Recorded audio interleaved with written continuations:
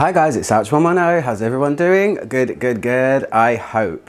Today we're going to talk about boozy fragrances. This was a really great suggestion from EnglishProfStyle on one of my questions and answers videos. Go and check her channel out, by the way. She is another fragrance person. So thanks for the suggestion.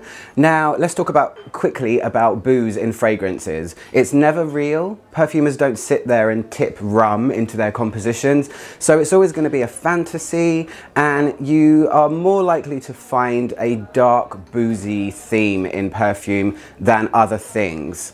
You often find gin as well, but what I have done is I have consulted my Rolodex of perfumes that I've tried, and I've tried to gather a really nice varied list for you. Fragrances that either contain a boozy note or have a alcohol inspired theme, things like that. So let's begin the list. So the first fragrance on the list is gonna be about champagne, the luxurious drink that I guess a lot of people like. I don't know. It can cause havoc, really, it can. This fragrance is called Bubble, and it's by a really cool German brand called Duft. I have done a spotlight on their entire fragrance line. I've also reviewed their new fragrance called Act. Anyway, talking about Bubble, this one is kind of like a photorealistic interpretation of champagne. It has that golden fizzy, and it does actually smell a little bit of alcohol as well. And I don't mean the alcohol that the perfume is made out of. I mean it has a booze type feeling, but it's a super fun fragrance. It's really bright, and it's just kind of celebratory, not just because it's champagne. It just feels a little bit joyous when you wear it. It was one of my favorites from the brand, along with Grass and Pride. Pride was the other one I really like. That's the one I own. So it's just a nice one. It has a bit of rose in there. It has cassis. It has a little bit of a muskiness. But overall, it's a very fun, bubbly champagne type fragrance. So I wanted to give it to you as my first suggestion. The next one, we're going to take a dark twist, and this fragrance is called Bois, and it's by the wonderful Naomi Goodsir. The perfumer is Julien Rascanet, I think. And this one has a very strong theme. The alcohol in this one is whiskey, so we're going dark. This is about a burning church in the Australian countryside. You know, Australia, unfortunately, is susceptible to wildfires.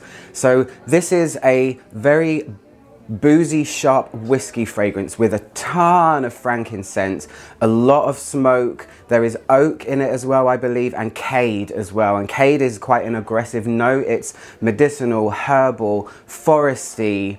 It's just quite a dark note. So this one is quite a challenging boozy fragrance, but if you like incense, there are touches of amberiness in the base, but really it's a very sharp, woody, whiskey, boozy type fragrance, and it's very smoky as well. And the smoke elements come from the woodiness in here. It's really great. Naomi Goodsir's perfumes are fantastic. There's only 5, and I like all of them. That doesn't happen often. So yeah, if you want to go down the whiskey route and you like your, you know, your single malt and all things like that, then maybe try out Bois by Naomi Goodsir.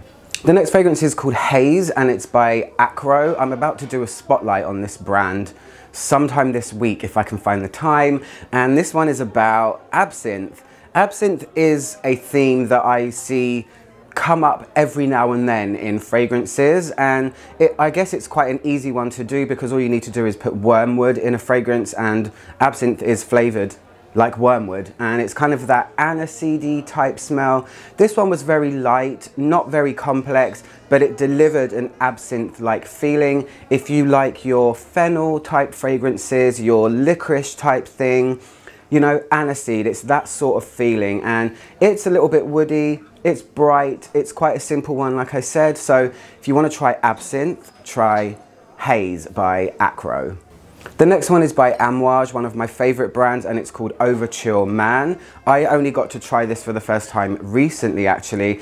This one is, in true to Amouage style, very complex, and this one, it features cognac. It also features a ton of spicy notes in the opening, like saffron and nutmeg and cumin and ginger. So this is a spicy, boozy, rich fragrance that is very, very pleasurable to wear.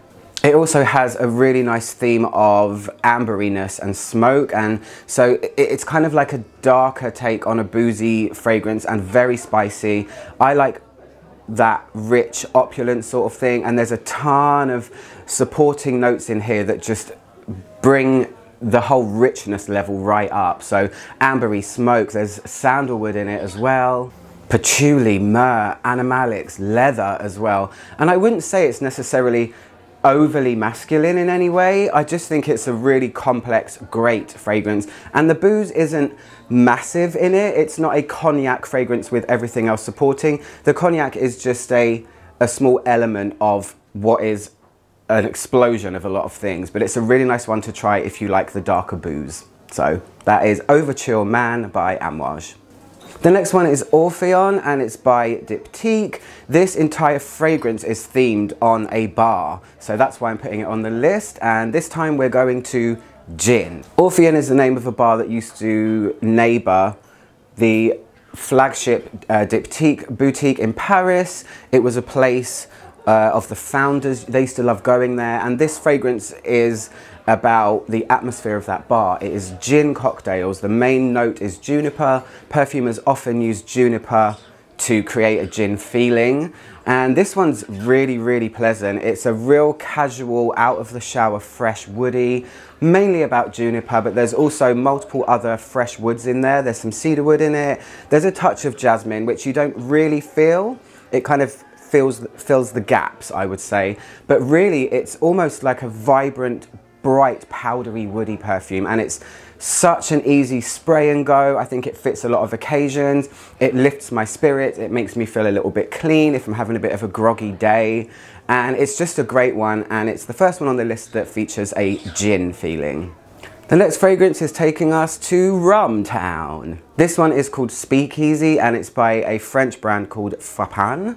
Frapin has to be on this list in some capacity because they actually started out as cognac makers, I believe. That's actually their forte, but then they delved into fragrance, and a lot of their fragrances feature boozy notes. This one, Speakeasy, is a very smooth, woody perfume. The rum is like a syrup in this one. It's very well blended. Nothing really sticks out a mile, but it definitely has a very pronounced rum feeling. Again, themed on a bar, so it fits. You've got a bit of sweet orange in the opening. There is a light citrusiness. I think there's a bit of lime in this one as well. There's also a touch of mint, and they say a mojito note. So are you trying to be a mojito or are you trying to be rum? It's really about the rum, not the mojito. That's coming up later. Then the base again is ambery. It's leathery. There's a little bit of immortelle in this one. I think when you find a darker, boozy style of fragrance, I think amber, you know, it's like a nice combination. It's nice to put a dark booze with a darker, smooth kind of feeling in the base. So that's what they've done here. But when I've tried this one a lot of times, and I remember there being quite a pronounced sweet orange note in the opening, but really it's about the rumness and the smoothness. The next one is super interesting. It's a fragrance that I own, and it's called Tubereuse Organique, and it's by a New York brand called The Zoo. This one is about tequila. This is a very clever perfume, and I've said it before, it is the most realistic tuberose perfume I've smelled. There's no bubblegum, overly sweet tuberose in this that's filled with vanilla and, you know, just that sort of plasticky tuberose. This smells like an actual buttery green tuberose if you've ever smelled the real flower in real life. They used tequila in this one to create that sort of golden buttery texture. It is very, very cool. It is not sweet in the slightest. So if you want a photorealistic tuberose fragrance and an interesting one that doesn't smell like any other one on the market, Tubereuse Organique by The Zoo is great. And yeah, it's tequila. The next one is my scent of the day. I am wearing this fragrance today. And is it hyped up enough?